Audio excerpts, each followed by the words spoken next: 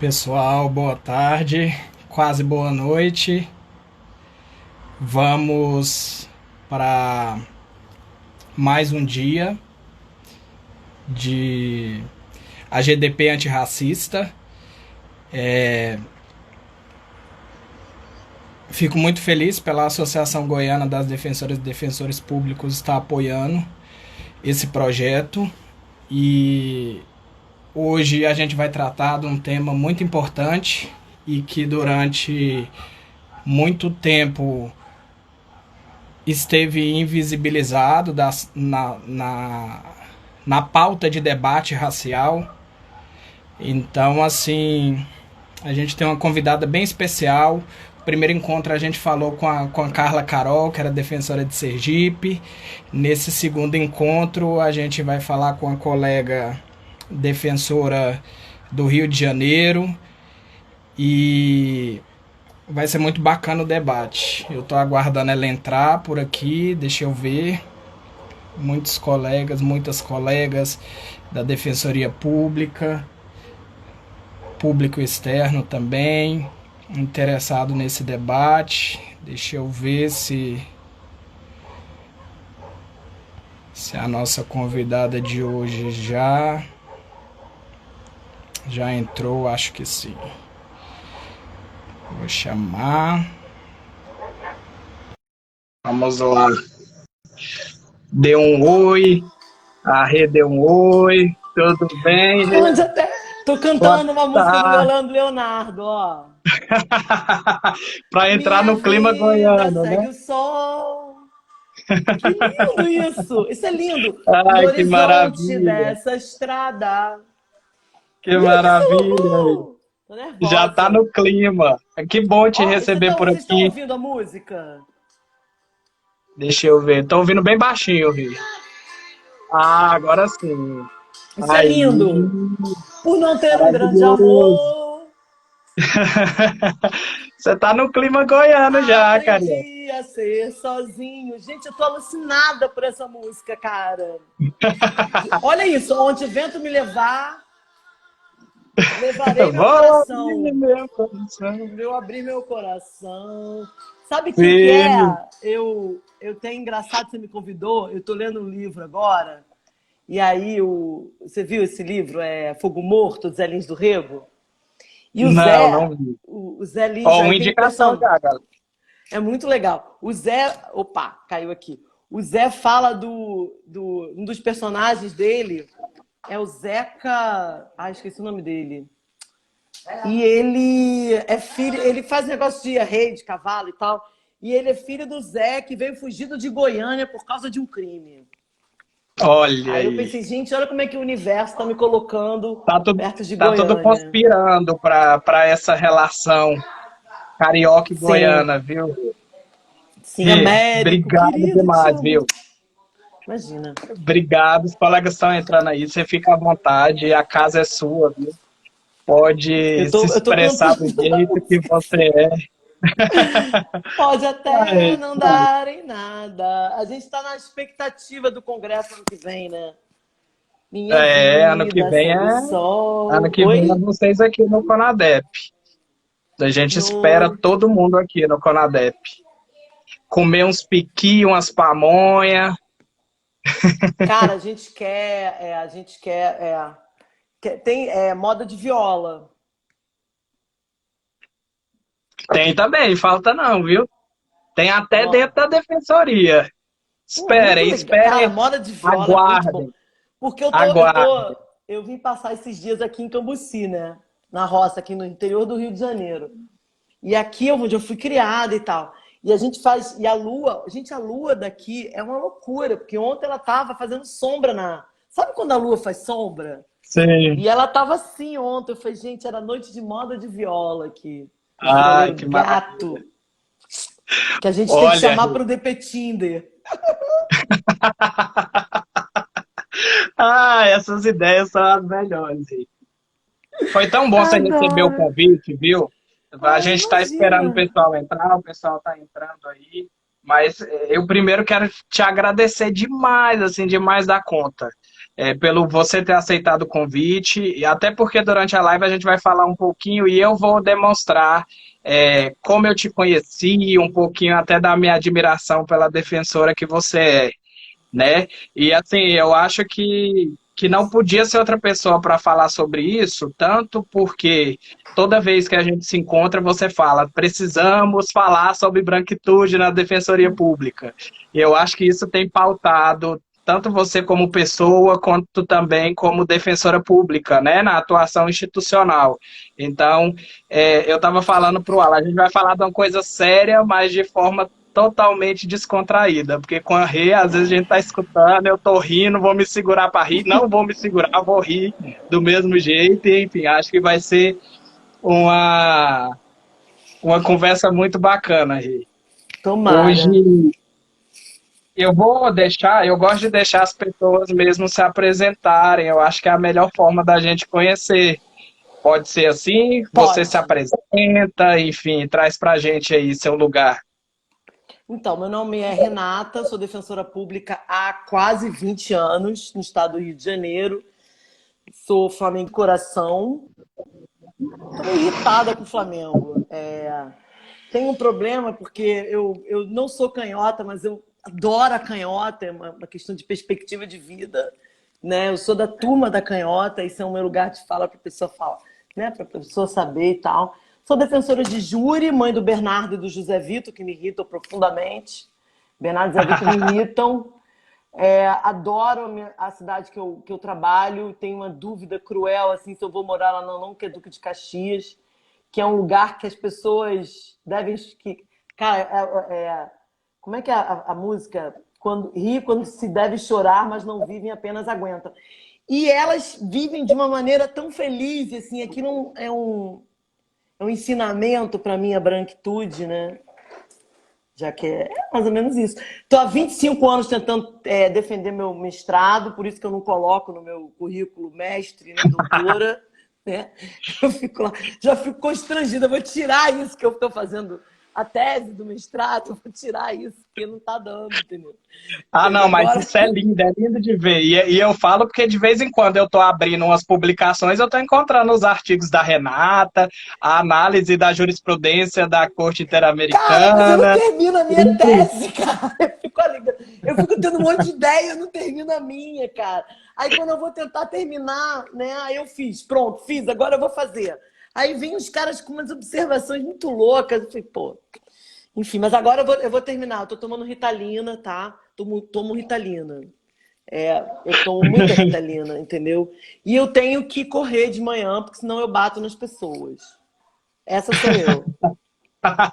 Maravilha, melhor Eu definição, o costumo falar máximo. que existem várias pessoas morando no meu corpo, entendeu? Hoje, por exemplo, estou numa fase Chitãozinho Chororó, uma coisa assim, vamos falar sobre a Terra e tal.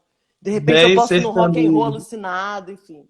Depende, né? Maravilha. Perfeito.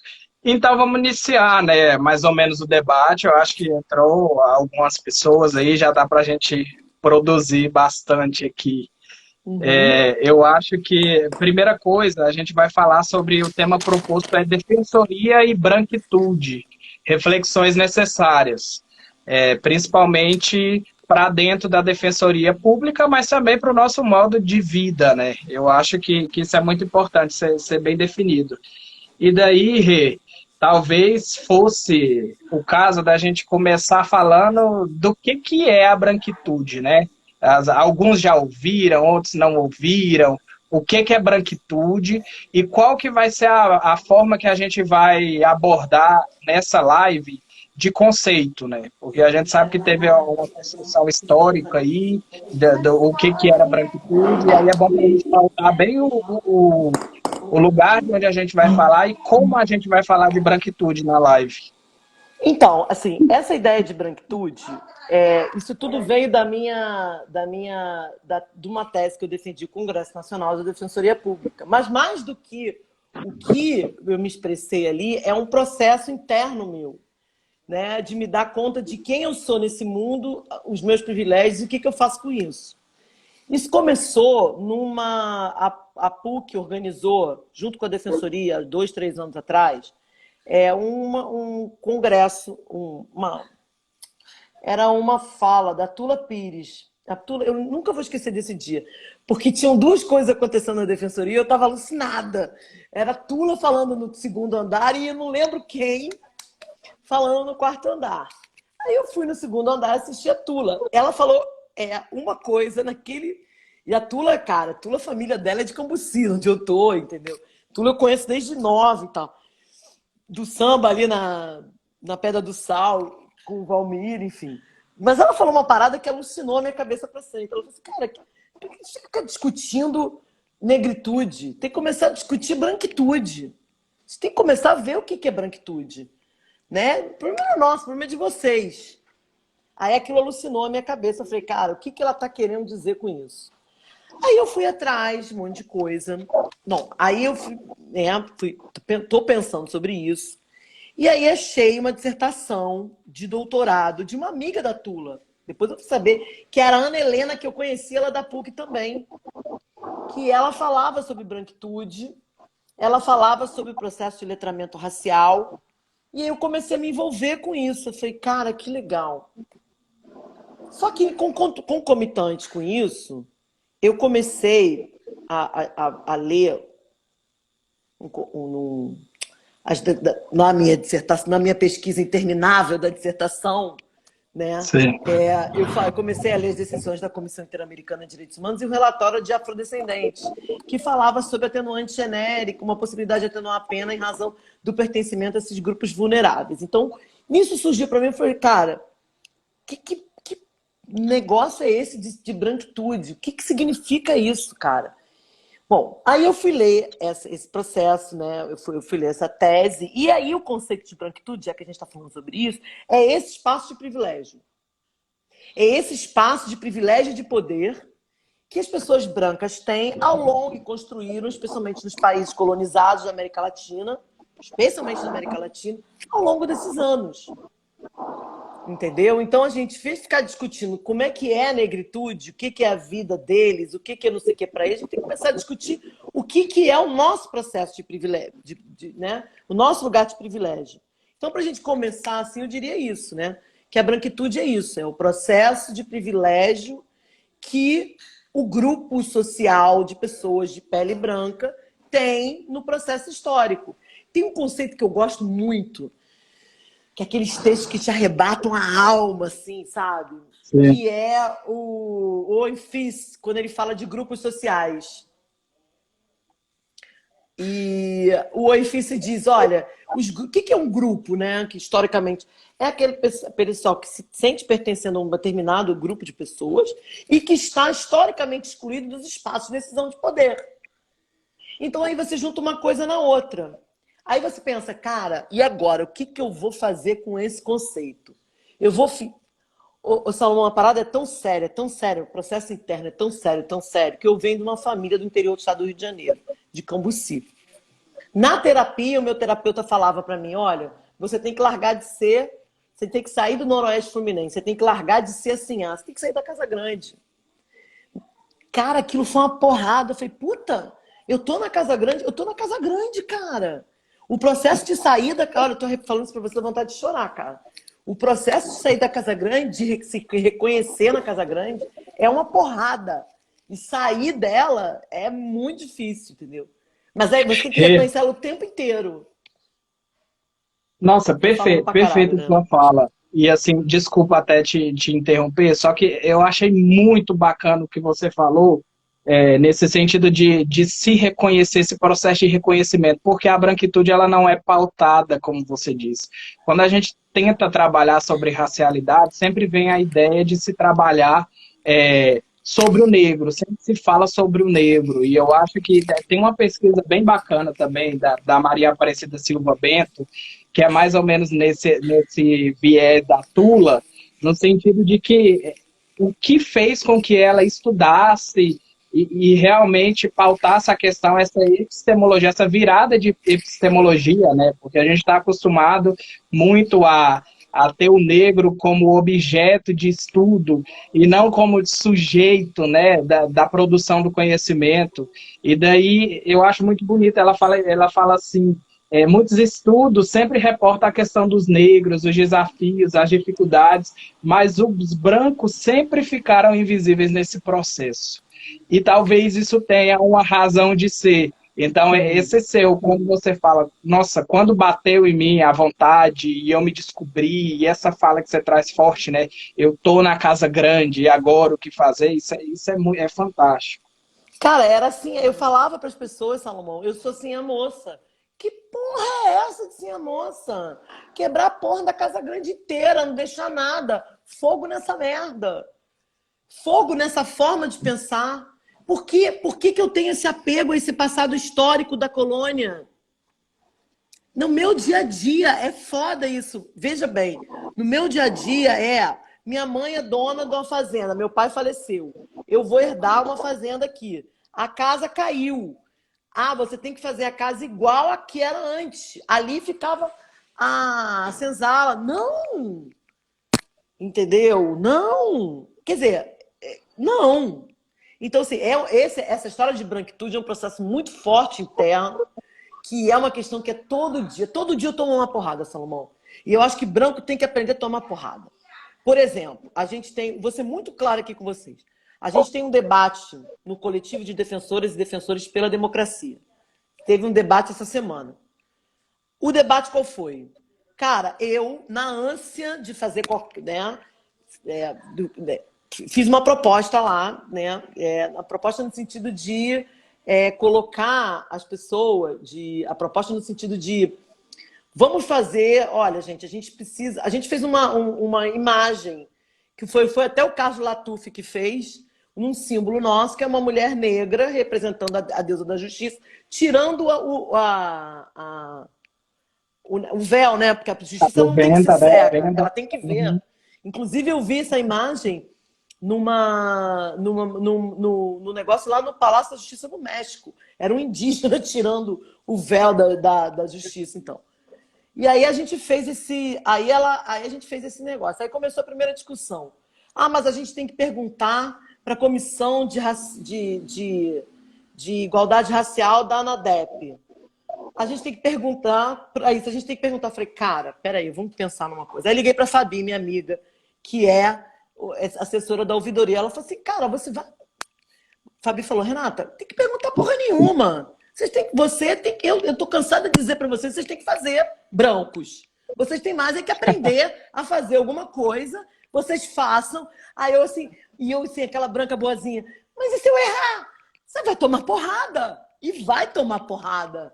E tem que fazer. Aí eu tô assim, eu não quero errar. Eu não quero errar. Mas eu vou tomar porrada, eu decidi, Salomão, eu vou tomar porrada. Eu vou fazer. Sim. Não, e tá certo, e essa atitude... Qual é a ideia. Eu vou te dizer qual é a ideia para você entender onde eu quero chegar. O que eu quero chegar... O Francisco Horta, querido, aí, ó. Depois eu vou falar... A primeira vez que eu usei no júri a expressão branquitude heteronormativa foi no júri dele em São Gonçalo.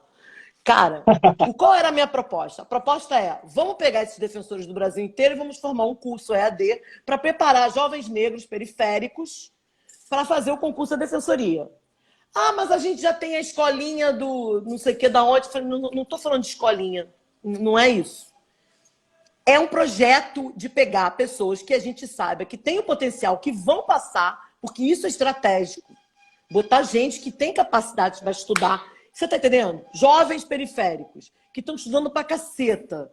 Vão pegar esses caras estrategicamente, a gente vai fazer com que eles estudem e vai fazer com que eles entrem lá. Ah, mas a gente já pode fazer na escolinha...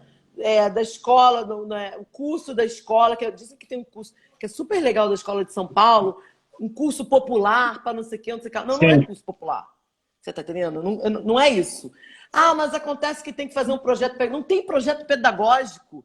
Os alunos brancos estão todos estudando para caralho para fazer concurso público.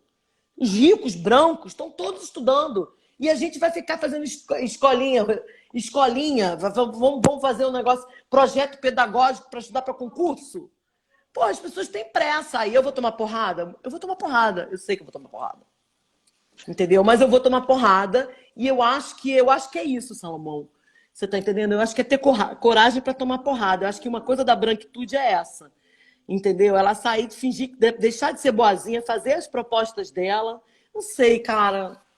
O que você acha? Então, até nesse sentido, porque a gente, na atuação, ele sempre pergunta como que nós brancos podemos ter posturas antirracistas, como que a gente constrói uma formação, os brancos têm muito isso, e aí você me fala essa situação com sua colega, estou cansada de ensinar, e que é uma situação que também perpassa nós negros, de sempre ter que dar aula, né? Esse abrir os olhos, no sentido de que você tem uma responsabilidade também de saber da história, da construção do seu país e do seu lugar como branco, e que junto com essa branquitude vem aí de forma inerente desde o seu nascimento todos os privilégios materiais, e daí quando a gente fala de privilégios materiais, é o acesso a todos esses direitos que a gente sempre está em busca para a efetivação dos nossos assistidos, que potencialmente são, em sua maioria, negros, né, e periféricos, como você traz. Então, assim, quem que tem acesso à saúde,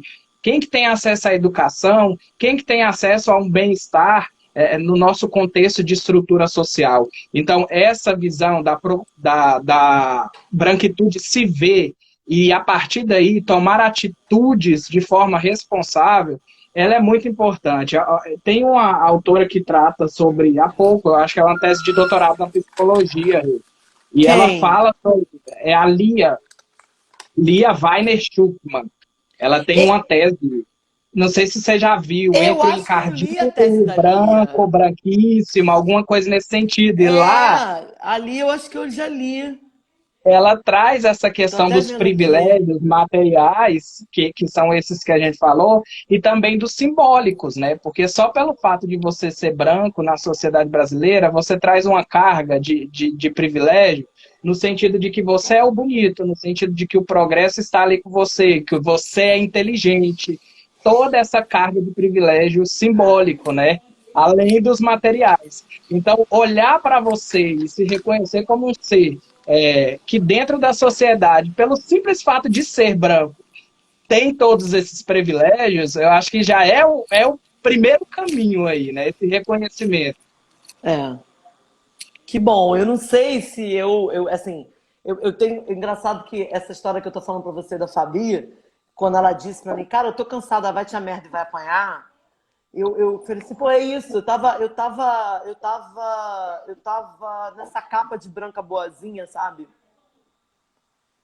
E eu me enchi dela Sim, agora. sabe uma coisa que eu tinha muito pensado, e aí a gente entra até na questão da nossa instituição, né, Rei? De qual que é a cara da Defensoria Pública. Eu lembro muito dos encontros que eu tive com você e a gente saindo ali das reuniões da Comissão de Igualdade Étnico-Racial da ANADEP, e você falava, olha, essa cara da Defensoria Pública que está surgindo, né? O que é essa Defensoria Pública que está vindo aí que a gente não está acostumado a pelos corredores da Defensoria Pública encontrar, né? Eu acho bacana a gente falar sobre isso também, no sentido de que o que nós, como Defensoria Pública, precisamos fazer para mudar esse perfil que a gente tem, institucional. Fica à vontade para Sabe falar o que que você pensa. então, sabe que você falou isso, eu pensei num dia desses que eu fiquei super preocupada, assim, aquilo uma parada que me tocou e eu fiquei com aquilo na cabeça. A Lívia Cáceres falou, cansei de ser sozinha. Eu acho que ela falou uma coisa assim, em algum lugar em canto. Cansei de ser sozinha. Aí eu fiquei pensando, Salomão, como que deve ser chato eu ficar o tempo inteiro. Eu lembro das vezes que eu liguei para ela. Você acha que eu posso fazer isso? Você acha que eu posso fazer aquilo? Você acha que eu posso não sei o que lá? Puta que. Desculpa. Que coisa chata deve ter sido isso. Meu Deus do céu. Mas esse grito dela, eu acho que foi esse grito dela que me desconcertou a alma. E me Sim, fez ficar alucinada com essas de aproveitar os espaços para tentar usar eles para enegrecer a instituição. Porque também, Salomão, é o seguinte, quando eu pensei, eu pensei em várias coisas, assim, quando eu escrevi a tese, nesse meu processo e tal, eu fiquei pensando sempre nesse exercício de me colocar no lugar do outro, né? Então, por exemplo, assim, eu prefiro muito mais uma roda de samba em Madureira, né, lá no Império Serrano, do que numa roda de samba é num clube fechado em São Conrado, né? E aí, eu acho assim, por que eu estou falando isso? O que significa enegrecer a Defensoria Pública? Significa a gente primeiro passar por um processo interno de nós, brancos, entendemos que a gente precisa fazer isso. Porque senão fica igual uma instituição que eu conheço, que eu não vou falar o nome, né? Que eu não vou falar o nome de uma instituição que é do tipo, cara, não, a gente é super não machista, a gente tem uma coordenação a gente tem até uma coordenação de Nudem, de não sei o que lá, mas na hora de voltar ao trabalho a gente não faz uma diferenciação entre a mulher defensora que tem do filho pequeno, que o filho tem o EAD, que vai ter que ficar em casa. Isso não importa. Mas eu não vou falar o nome dessa instituição, e nem essa discussão, porque aí as pessoas têm que se virar. Bom, enfim. Mas o que eu acho, assim, eu acho que tem que ser esse processo interno. E eu acho que tem que ter um compromisso. E eu acho que esse compromisso ele vem de diversas formas. As instituições, as defensorias públicas, elas têm uma obrigação reforçada. Por que é a obrigação reforçada? Porque nós somos as pessoas que atendemos os super, hiper vulneráveis. Então não dá pra gente ficar brincando de branco, Evita Peron, que eu chamo, né? Vocês conhecem a minha expressão Evita Peron. Ai, como eu sou. Ai, meus descamisados. Aí eu escrevo uma tese. Ai, meus descamisados. Pessoas. Aí eu vou falar na Rede Globo. Ai, meus descamisados. Não. Esse compromisso não é esse. Então, objetivamente, o que eu acho importante? Que as instituições poderiam pensar em cotas no concurso, muito legal, mas não é só isso. Cotas também para as pessoas poderem estudar. Eu não sei como é que é aí em Goiânia, se vocês têm como é que é, meu Deus do céu? Uma escola de preparatória para concurso. Entendeu? Essa escola... A gente tem a escola, mas ela não tem o preparatório igual vocês têm aí no Rio, não, né? Que é super conhecido, inclusive, né? Referência para concurso de defensoria. A gente não tem nenhuma voltada para o estudo e formação, né? Voltada para concurso, não. É até uma ideia já, é uma ideia que você traz, né? Então, pode falar. Pode continuar. Ai, a Lu tá aqui, maravilhosa, minha amiguinha de Cambuci. Cheia, a Ludmilla entrou, enfim, Luz só gente também. boa. Então, eu acho assim... Hasta mis amigos argentinos estão aí. Bueno, aí... Que maravilha, olha só. Acho, nesse ponto, a gente tem que pensar, porque tem três níveis assim, que eu acho super importantes quando a gente fala de racismo, que é o pessoal, o interpessoal, o sistêmico, institucional e o estrutural. O pessoal tem mais a ver com como a pessoa se sente naquele processo. Então, a branquitude tem cotas, a menina está perguntando que tem cotas, a FESO. No interpessoal é uma relação com dessas piadas, dessas coisas que a gente pode... a gente tem a obrigação de não fazer. Agora, o nosso verdadeiro compromisso que a gente pode mudar é em relação ao racismo sistêmico. Então, eu acho que assim, o reforçar a ideia de trazer defensores e defensoras públicas negras e periféricas para dentro da instituição é muito importante. Então, como que a gente pode fazer isso? As escolas, as instituições podem fazer as bolsas, as cotas. A correção das cotas, a gente tem que ter muita atenção, que eu já fui de banca e eu vi, porque eu ficava assim, cadê o pacotinho das cotas? Pacotinho das cotas, das provas, né? Então, não adianta você ter cota se você pega a prova e mistura no meio de todo mundo. Então, eu tenho 300 vagas. Dessas 300 vagas, 150 são para cota. Sei lá, 50 são para cota. Quem se inscreveu vai ter que estar no pacotinho da cota, entendeu? Pacotinho de provas. Pacotinho da cota. E ali você vai escolher as 50 melhores provas. Né? Eu acho que isso é uma coisa importante. Outra coisa importante também, além do pacotinho das provas, eu acho que a gente tem que pensar também nos servidores, os estagiários também, colocar isso... E um compromisso, ô Salomão, muito sério, mas muito sério, entendeu? Em relação às escolhas. Por exemplo, ouvidor. Cara, a gente tem um debate horroroso no Rio de Janeiro que a ouvidora era uma pessoa maravilhosa, foi a mais votada, e ainda assim escolheram um homem branco louro de olho azul. Entendeu? Então, assim, e no segundo ano a mesma coisa, não tenho nada contra. São pessoas maravilhosas, entendeu? Mas eu, tipo assim, é um compromisso contra o racismo ou não é? Eu acho que é isso que um pouco que eu vivi, entendeu? Então, essa outra coisa. Porque senão a gente fica naquela coisa, ah, vou botar a cota aqui. Olha como é que eu sou antirracista, botei a cota. E a correção? Não, perfeito. E aí, entendeu? essa sua fala é muito importante, principalmente porque algumas defensorias públicas não têm ainda a política de cotas, outras estão começando agora. Por exemplo, Goiás vai para o primeiro concurso de membro com política de cotas. Os dois anteriores não tinham cotas étnico-raciais. Então, isso que você traz é um exemplo do que vocês já estão vivendo. A gente debate muito isso, né? A cota, ela de fato é efetiva ou é simplesmente para você dizer, como foi o 13 de maio, que houve uma abolição da escravatura? De fato, eu estou querendo enegrecer a instituição. Então, isso é muito importante, porque analisando só os diagnósticos de defensoria pública lançados pelo Ministério da Justiça, a gente percebe que pouquíssima coisa mudou ou nada mudou. Né? A gente tem uma instituição aí de quase 80% de pessoas que se autodeclaram brancas, e por isso esse compromisso e responsabilidade. A Maria Aparecida Silva Bento, ela traz, não sei se você já ouviu falar, do pacto narcísico no racismo. Acho que como a branquitude se comporta, e aí quando você me traz essa questão da escolha de ter um ouvidor, mesmo sendo outra pessoa mais votada, e de ter um ouvidor branco, homem, hétero, como escolhido, sendo menos votado, eu penso muito nesse pacto narcísico que ela fala que a branquitude faz, e é de forma sistêmica, é de forma velada, no sentido de achar que o não branco é inferior, né? E aí isso aí já vem de todo nosso pensamento colonizado, né? O que é o branco, o que são os outros, os não brancos. Não, Então, e o comportamento chá das 5?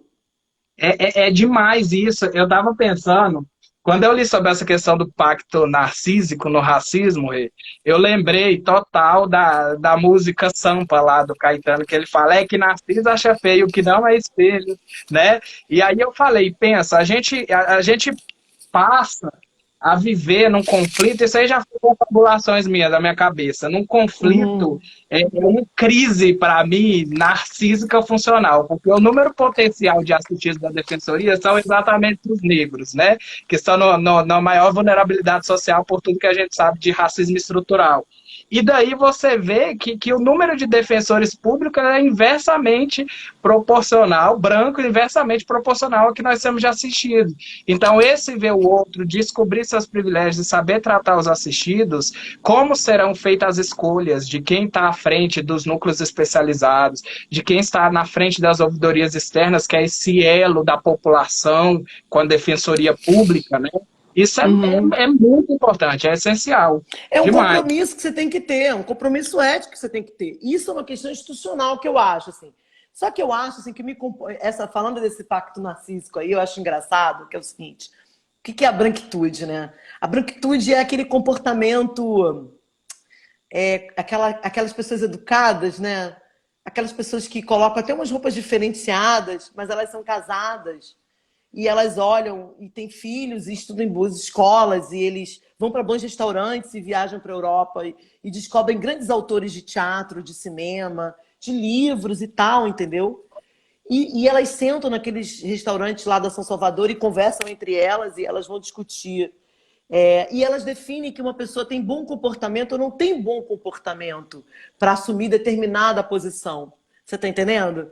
Então, assim, quem é o sujeito que pode vir sentar na mesa do chá das 5? E o chá das 5 é em inglês.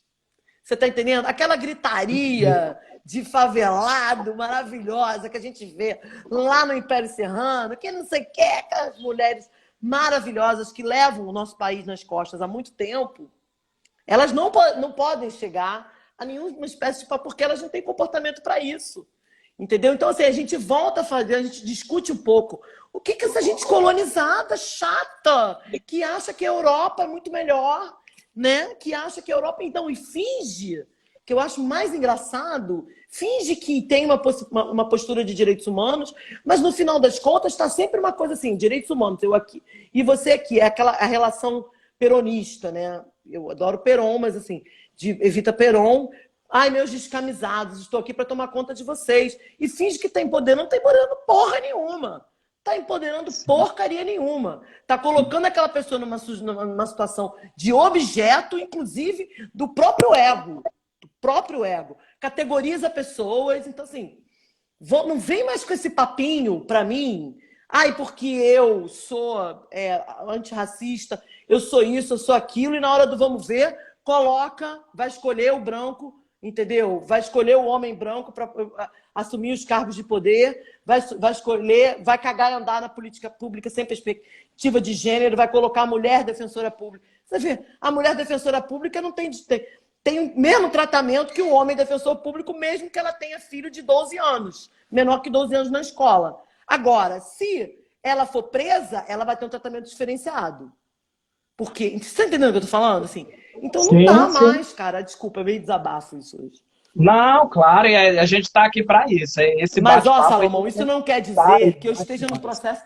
Desculpa. Isso não quer dizer... E eu estou correndo um risco muito grande de colocar as coisas dessa forma aqui, porque eu sou uma pessoa que eu não posso errar. Qualquer coisa que eu falar, qualquer merda que eu errar, porque eu vou errar, isso é óbvio, que todo mundo que fala erra. Eu vou ser chamada de racista, eu vou ser chamada de machista, eu vou ser chamada do cacete a quatro. Porque esse processo de... Nesse processo de você querer mudar, você vai errando, você vai querer fazer isso, você vai errar. Né? E isso pode me custar muita coisa. Não, mas aí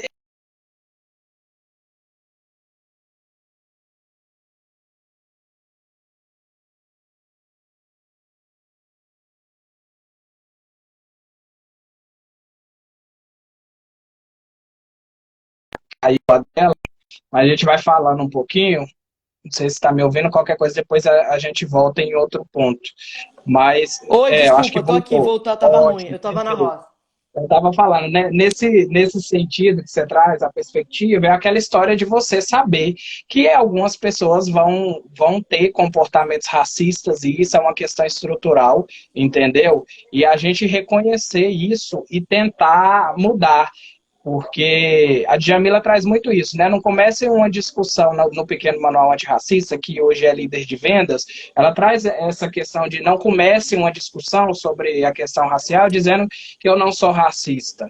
Porque isso é estrutural, não é uma questão individual, como você trouxe aí nos parâmetros, né? De institucional, estrutural e individual.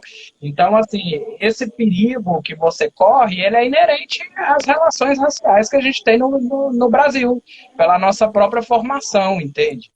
E daí, nessa perspectiva, eu queria que você falasse um pouco do que você, diante do sujeito que reconhece seus privilégios na branquitude, o que você acha como importante para quem quer se engajar nessa luta antirracista, que é de todos, né?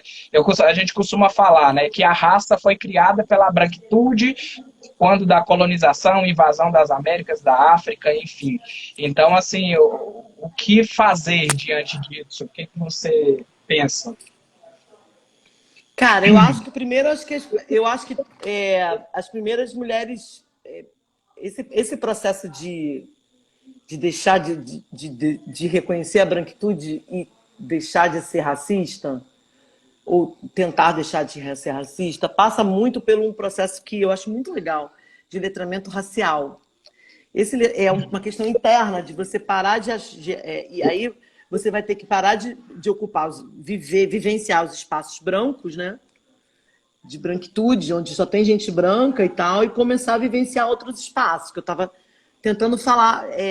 acho que eu comecei a falar um pouco de, cara, vai para Madureira, entendeu? Vai tentar como é que vai viver a vida das pessoas em Madureira. Como é que é Madureira, entendeu? Por exemplo, cara, tem uma outra coisa interessante pra caramba, que eu acho que é muito importante, que a branquitude tem que fazer, é sair do palco. Que eu resumo assim. Sair do palco, entendeu? Eu me lembro disso também aqui, já pensando numa atuação nossa, dessa questão de transformar um ambiente de trabalho, da responsabilidade de dar esse espaço não é ceder, mas compreender que esse espaço e essa voz, ela pode vir de outro lugar, entendeu? Eu acho Tirar esse lado egoísta de que eu sou sempre o centro, e aí a gente entra em outras discussões, até da questão do racismo reverso, né? Do mito do racismo reverso, enfim, que eu posso sofrer o racismo, e isso também é uma forma de tentar trazer o foco para a branquitude de uma questão que não é vivenciado por ela. Então, por quando você me isso. fala disso, Eu me vem recomendo a isso. leitura de um texto que para mim foi fundamental na minha formação, que é do meu professor de Buenos Aires, Desigualdade Estrutural, Roberto Saba. Depois, se você quiser, eu mando para você. Eu acho que o Desigualdade Estrutural, você conhece? Ele é maravilhoso. O Desigualdade Estrutural é isso, é você entender que você faz parte de um grupo privilegiado e que existe um outro grupo que está historicamente excluído. E que todas as medidas, né? Isso é para explicar o 2 mais 2 é igual a 4 para os meus coleguinhas brancos que não conseguem entender. Mas isso é o que você falou, é uma coisa da branquitude, né? É a gente que tem que se entender aqui, a gente tem que fazer formação, né? Porque muitas coisas me despertaram nisso, a minha vida. Então, assim, eu acho assim, vamos fazer um curso de racismo institucional para a branquitude, para as pessoas entenderem, entendeu? Eu lembro que no curso de racismo, lá na defensoria, um barraco, porque os defensores brancos perguntavam, mas que história é essa de igualdade? Nas cotas, né? Mas que história é essa de igualdade? Que história é essa de igualdade? Como é que é? De desigualdade de cota? Isso vai criar um privilégio. E aí Sim. a Lúcia Xavier, com uma paciência de Jó. Quando ela falou isso, cara, a parte dos alunos que eram de fora, porque misturava defensores com outros alunos de fora. E tinha uma galera de fora que era do movimento negro. Cara, os caras ficavam putos. O Aspa, eu aprendi várias coisas ali. A Lúcia Xavier, com uma elegância. Aquela mulher é uma elegância, cara. E ela com uma calma, explicando, tipo, 2 mais 2 é igual a 4, que nem eu tava com paciência de explicar. Mas eu entendo isso também, o Salomão. Eu entendo mas é o meu papel de branco, de branca, de explicar para um amiguinho branco que não pode ser assim. Agora, vai ser um processo difícil, porque convencer essa galera de que eles vão ter que sair da frente do palco para ir para a coxia, cara. Não, sem dúvida, Rei. Quebrar Por isso que eu essas aposto fissuras muito. é muito difícil. Eu aposto muito. Desculpa, eu tô te cortando. Que mal. Não, claro. Você tem toda a liberdade de me cortar. Você é a nossa convidada aqui. A gente quer te ouvir. Imagina.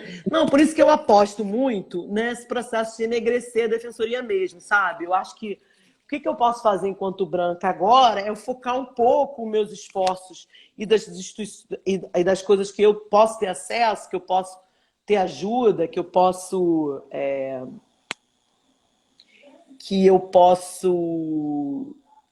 chegar perto, né? Que eu posso agir, né? Qual é o meu espaço? O que eu faço fazer? Eu acho que é muito isso, né? E aí, nesse sentido, eu vou te interrompendo, você me desculpa, mas é só por causa do tempo, que a gente tem só 1 horinha. E aí eu não posso deixar do meu momento tiete, que eu iniciei a live falando que eu ia dizer, para falar um pouquinho agora do que fazer no meu espaço, ali no meu âmbito de poder, o que eu posso fazer. Quando eu entrei na Defensoria Pública em 2017, e eu agradeço muito a minha associação aqui, porque eu consegui participar dos 2 CONADEPs via associação, sorteado da associação. Então, assim, quando eu fui no de Santa Catarina, que foi quando eu te conheci, e você apresentou sua tese, e aí eu quero que você fale um pouquinho dela aqui, porque eu acho que é uma tese que impacta a nossa atuação como defensor público, mais voltada para o processo penal, você vai falar melhor, mas quando eu te vi ali em cima falando sobre o que fazer fazer com minha branquitude? Aquilo assim, sabe quando reforça a sua vontade de estar num lugar, de ouvir uma pessoa que do alto da sua branquitude reconhece seu privilégio e sabe que os assistidos precisam de atuações que tenham esse viés? Então, assim, isso foi muito importante para mim. Foi um acolhimento, foi meu primeiro ano de Defensoria Pública, sua tese foi premiada no CONADEP como uma das teses, né, exitosas. Então, assim, eu queria primeiro deixar esse agradecimento, compartilhar um pouquinho essa troca, viu? E pedir para você falar um pouquinho disso. Depois eu vou falar algumas coisinhas que eu vivenciei aqui na Defensoria, na minha atuação também.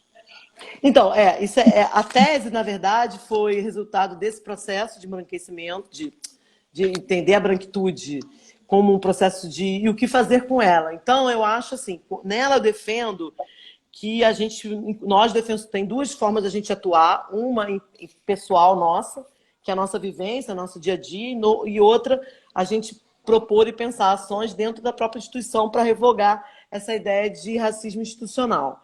Cara, na minha área, enquanto defensora pública, o que eu queria? Eu queria pensar num argumento, porque o que a gente pensava? O que a gente via? O que eu via? Todo mundo falava, meu pai falava, minha filha, prisão é para preto e pobre. Minha filha, prisão. Então a gente já sabia, e eu sou uma pessoa de cadeia, conheço cadeia, Bangu 2, Bangu 3, Bangu 4. Você via a cor da massa, né? Então eu queria. Não, tá, tudo bem. Então, por que é isso, né? Por que isso acontece? E qual é o meu papel dentro do processo penal para questionar isso? Então, o que eu pensei? Eu pensei numa tese para levar para dentro do processo penal a discussão do racismo. A gente está diante de um grupo social socialmente excluído, historicamente excluído, mas que hoje vive, em razão dessa exclusão histórica, a violação de N direitos. E isso, Salomão, não sou eu que te falo, é o próprio relatório da Comissão Interamericana que está lá, que diz e tal. Então, a partir dessa situação de exclusão, você vai colocar dentro do processo penal e vai dizer, olha, essa galera aqui não tem condição, essa pessoa pertence a esse grupo aqui, historicamente excluído, então como que você vai tratar eles de uma mesma forma como você trata as outras pessoas? É você questionar essa neutralidade, universalidade do direito penal, do processo penal, fingindo que o crime é fato típico um jurídico ilícito. Eu estava dando aula para a PUC outro dia, o pessoal da PUC, é um constrangimento. Eu falei, gente, olha só, se vocês querem fazer uma pós achando para estudar que crime é fato típico ilícito, essa chatice branca, europeia, entendeu? Vocês não estão entendendo o resto do mundo, entendeu? E aí, então a ideia era essa. Então eu construir uma argumentação a partir da brecha que me dava o Código Penal, que é a atenuante genérica, para incluir nisso a atenuante genérica da raça, que infelizmente eu nunca consegui emplacar no Rio de Janeiro, porque não. Porque as pessoas dizem que não. Juízes dizem que não. Ai, Mas tem um percebe a detalhe que importância? o réu do júri não é preto, não. O réu do júri é branco. Olha aí, já é diferente um Raramente você pouquinho. tem uma pessoa negra lá. Olha isso. Eu como atuo na execução penal, então eu atuo com eles dentro do sistema prisional. É igual você falou, a gente sabe da questão da seletividade, enfim, do encarceramento dos corpos negros. E daí, nesse sentido, e já me inspirando o que eu posso fazer que você trouxe na sua tese, eu me lembro muito de um caso específico. Hoje nós temos regulamentado a questão das cotas étnico-raciais para membros, estagiários, todo o concurso da Defensoria aqui em Goiás. E isso surgiu, inclusive, de um atendimento que eu tive, porque veio a mãe de um assistido, e aí chegou na hora para ser atendido por Salomão, né, cabelão e tal. Meu cabelo tá amarrado aqui, gente, mas ele é um pouquinho diferente. E a mãe virou e falou bem, ela olhou para mim e com o olho cheio de lágrimas, ela virou e falou bem assim: que bom ver você aqui. Eu queria que meu filho tivesse na sua condição.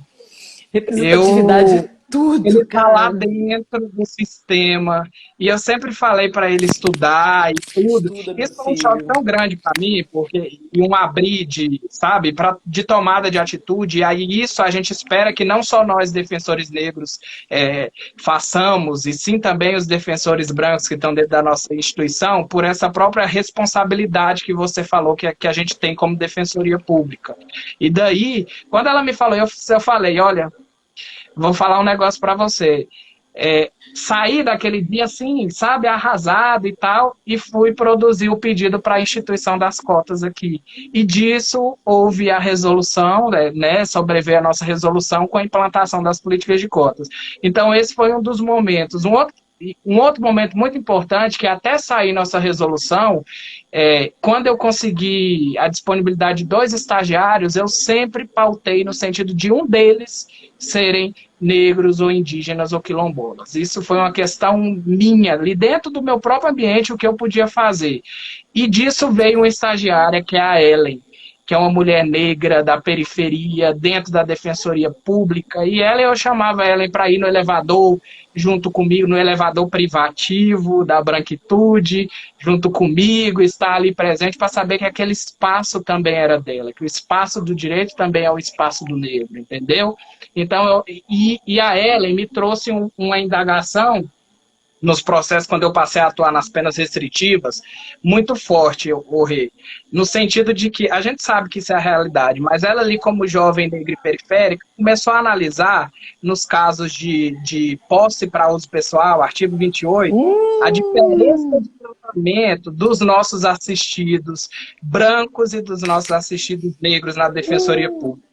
E aí ela me falava assim, doutor, você percebe que os assistidos brancos são considerados usuários mesmo com maior quantidade de droga que os assistidos negros. Tiago Né? Abud fez isso. Tiago Abud aqui no Rio de Janeiro fez isso. E aí ela falava assim, o que a gente pode fazer? Outra coisa, que a gente tinha uma prática muito, que ela percebeu nos processos, que além de serem essa divergência de quantidade e classificação jurídica do delito, ela falou, mesmo quando os negros são condenados pelo 28, eles recebem mais penas restritivas previstas na lei antidrogas. Então, enquanto o branco vai receber uma advertência ou só uma prestação de serviço à comunidade, o negro está recebendo de forma cumulativa, se possível, quase todas aquelas previstas no artigo 28. E aí, o que ela falou? Aí a gente sentou e falou, vamos produzir. Eu falei, eu quero que você minute isso, porque, enfim, toda a indagação vem com você, você tem todo esse lugar, essa força, essa potência.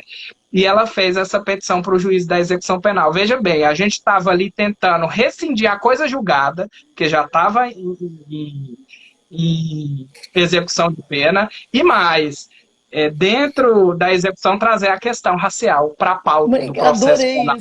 Isso é e transformar essas coisas em argumento, isso.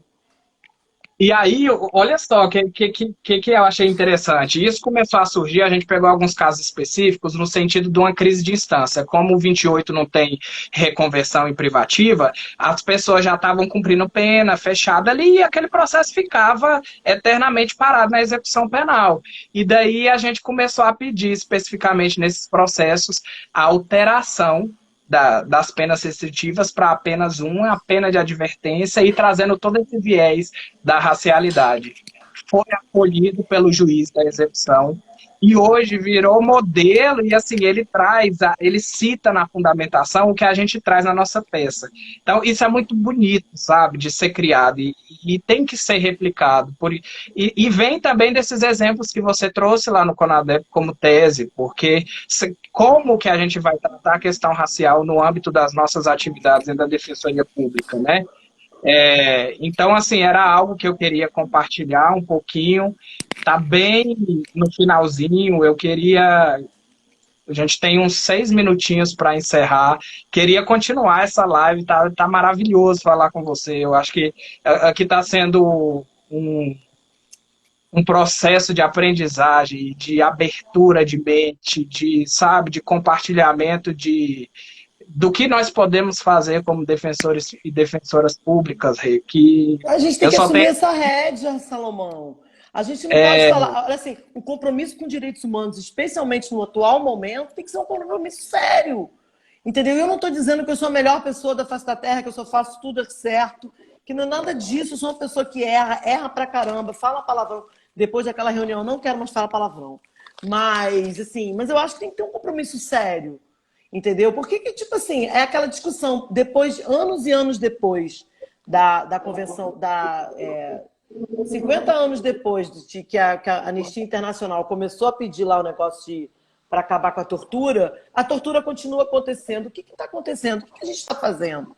A sensação que eu tenho é que as instâncias internacionais, que até a própria forma que as defensoras e defensores públicos têm de tratar, é uma questão de ego deles. Então, eu vou ser o defensor interamericano, então eu quero levar o meu caso no sistema interamericano. Por que eu vou levar caso no sistema interamericano se o meu juiz aqui não sabe para que lado fica o sistema interamericano?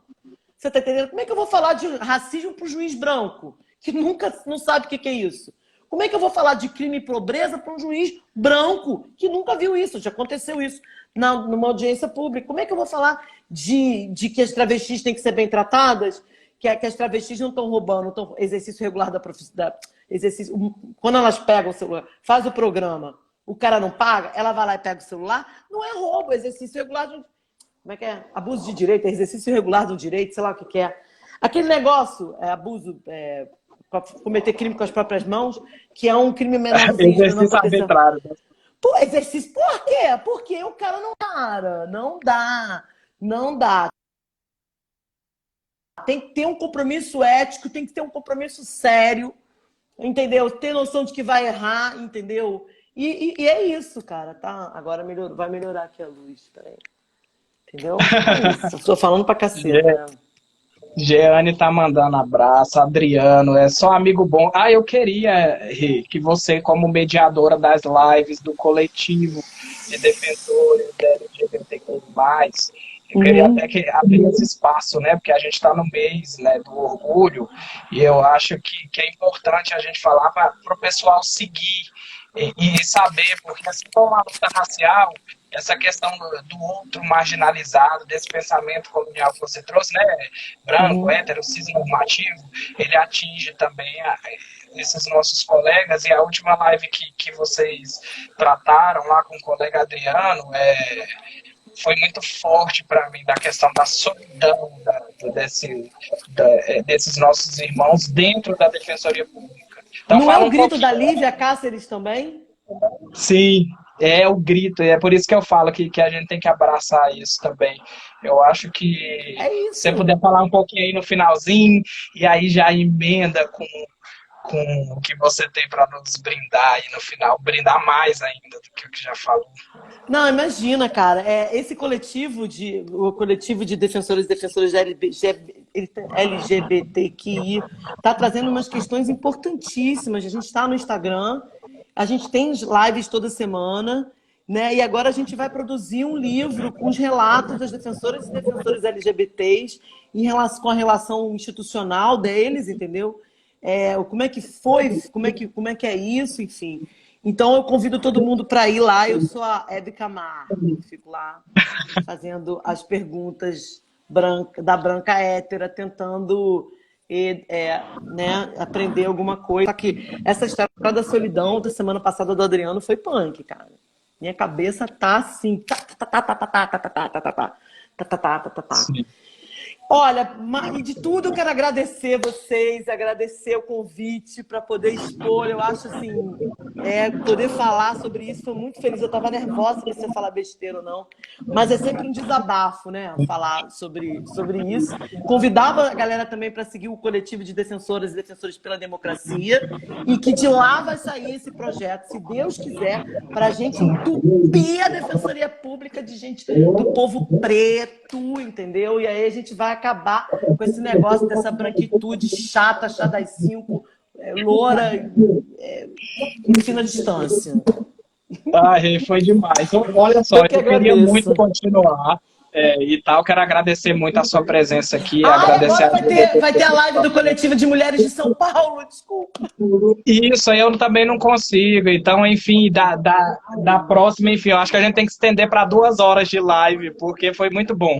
Muito bom. Obrigada, Bate-papo. obrigada, obrigada mais uma Beijo vez, para viu? você. Beijo, beijo, Obrigado beijo, por essa beijo. força. Tchau.